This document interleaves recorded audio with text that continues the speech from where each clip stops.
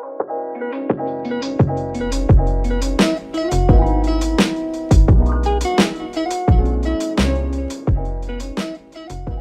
guys, welcome back to the KotLC Fanbase. My name is Joey, and today we are going to be going over KotLC mistakes, plot holes, and inconsistencies, and stuff that just generally doesn't make much sense in the Keeper of Lost City series. But before we begin, I have some stuff to say.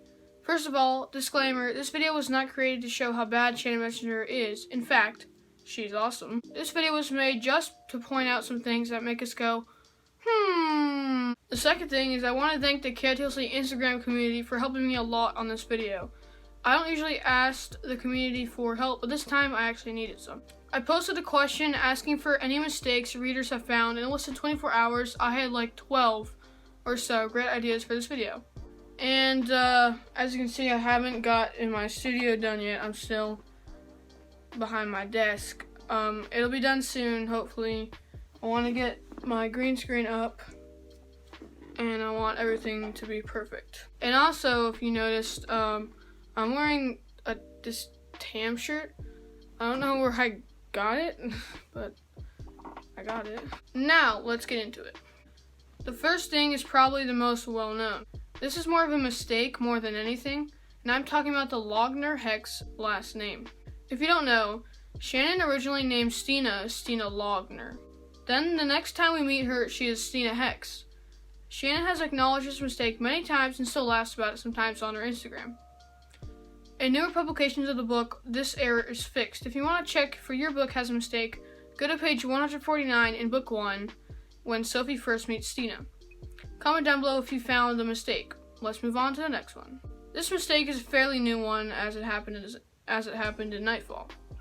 We all know the Shores of Solace is Keefe's, his dad's, and Rose's new home. But on page 775, it's called the Shores of Solitude. This could be a typo, it could be on purpose, we don't know. This should be in all hardcover editions of the book. And if you have the paperback, could you tell me in the comments if it still has this mistake? Because if it doesn't have the mistake, then it's probably a typo and it was fixed. Let's go to the next one. Alright, so this next one is a pretty big theory / plot hole. When Sophie disappeared from the human world, she only thought to drug her parents, right?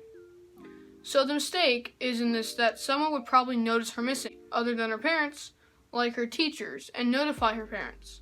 And then her parents would either A, remember their daughter and just wonder where did she go, or B, tell the teacher that they only have one daughter, Amy, because they don't remember Sophie, and then the teachers would probably go to the police, and then you have this giant problem with Sophie missing. So that's kind of weird. Like, how could they have erased their file? Because, like, when you're born, you get a file, and Sophie was born in a human hospital, so they must still have her on file.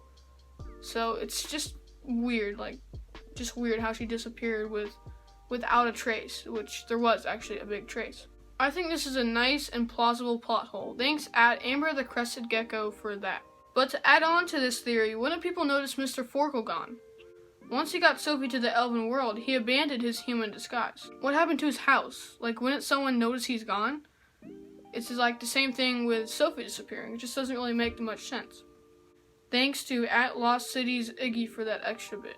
This next one is a pretty small mistake, but in book 1, Sophie mentions that the soup or some kind of elven food tastes like pizza, but then in book 2, she goes back on what she said and tells us she hasn't found the elven equivalent of pizza. This is very small and really doesn't matter at all, but it's kind of funny. So thanks at Fitz or from Instagram. This next one regards grading Edeline and the adoption process. In book 1, they apply to adopt Sophie without telling her. In the human world, you have to get the child's permission, right? Like, you can't just go up to someone and adopt them like Grady and Edeline did. I guess the argument against my argument would be, but Sophie wanted them to adopt her. Yeah, but you still have to ask for her permission, right? I don't know, I'm not a lawyer. Thanks to at Lucia R16 for sending in this one. So you know there's no elf neighborhoods, right? Like, every house is like a good distance apart. That's why light leaping is very helpful. But like, where do elves generally live? It's kind of weird. I would say humans have explored most of the earth, especially the good parts, like where all the elves live, because they live in like forests or pastures or plains. It would be weird that humans haven't like found them by now. Like, how do you make and have in a whole elven city like Eternalia remain unnoticed? I was wondering, like, do Paths have the ability to make an invisibility bubble? Because, like, how else would you hide an entire city from humans that explore everything? It's kind of, just doesn't really make sense. It's always been a big question for me, so. This next one is another plot hole. So, being elves, they are very smarter than us humans, and they have much better technology and medicine. In the first book, Sophie had a lot of burns all over her body from the kidnapping. And all the burns were healed and left little to no scars. Now fast forward to Nightfall, when Bianca got cut in all the glass in the Nightfall fight. I did a little research, but I'm not a doctor. But a burn scar is a noticeable amount worse than a regular scar. And given how easy it was to heal Sophie in book 1, I think Bianca should be back to new with no scars. Because Bianca's scars are mentioned a lot more than Sophie's scars, and I think Sophie would have more scars, right? Or at least Bianca would have no scars. It's kind of weird. Thanks at Kelly Halloran for sending in that one. This one is a goof on Shannon's part. In book 1, when Morella was explaining to Sophie what inflicting is, she says this. It's when someone makes you feel things, makes you laugh, cry, causes you incredible pain. Whatever they want. Did you catch a mistake? Well, in the second book, it is said that Sophie is the only one who could inflict positive emotions. That's a bit weird. I mean, maybe Morella just didn't know as much as inflicting because she's not an inflictor. I'm not sure, but that's still kind of weird. Thanks at It's Team Foster-Keefe. This is another mistake, a small one, but many people have pointed out that on page 337 of Nightfall, Elvin's pet banshee bullhorn is called Bullseye now. It's very small. It's a very small mess up there, but little fun fact. Thanks at NopeRope51 on Instagram for telling me that. This next one has to do with Foxfire, and this confused me at first when I read it too. How can Foxfire afford or just be able to teach every student individually? I get it that is the best school, but you need a whole ton of teachers for 8 levels. Doesn't really seem plausible. Because if you have 8 levels, each with, I don't know how many kids, let's say at least 100, that's 800 teachers at least. You would probably need more teachers to help with other things, and there's probably more than 100 people per grade. So I think that's a little weird because either the Foxfire would have to be way bigger to fit that many people or teachers, or I don't know, because they do say that every student is taught individually like a one-on-one. It's pretty cool if they could pull that off, but that's not really possible in today's world. But of course, they're elves, but still. Thanks at Sandor the Fuzzy Bunny on Instagram. This next one is very small and really doesn't mean much, but the first time Sophie meets Fitz, his teal eyes are described as aquamarine. And this is only weird because from then on, Shannon makes sure that we know that they're teal. And I looked them up, and aquamarine and teal are actually 2 very different colors, so if you want to look it up yourself, like, they're actually pretty different. This also happens with Keefe and his eyes being described as sky blue on page 5 of Neverseen, when they're actually ice blue, as we know from just other stuff. Thanks at Emma1994, at Fan of Many Things, and at Glittery Sophie Cat. Another very small detail is that on page 173 in the first book, it describes Dex's hair as curly, and I'm pretty sure his hair is straight, right? It never really describes it as curly again, and on book 1, I mean, it doesn't really seem curly. I mean, it's kind of curly and straight at the same time. I don't know. I mean, it's just another weird little thing, you know. Thanks at Fan of Many Things for that. This is the final one. I know this video is kind of long, but we made it. I saved the best, biggest plot hole for last. This one could literally change all of the Keeper books from now on, so let's get into it. Hey guys, it's Joey from the future. I was editing this video, and I got a text from somebody on Instagram telling me another great plot hole, and I had to include it in this video because it was genius. So basically, you know when they light leap from like their house to school? Well, there's such thing as time zones, and everybody in the Elven community, they live a distance apart.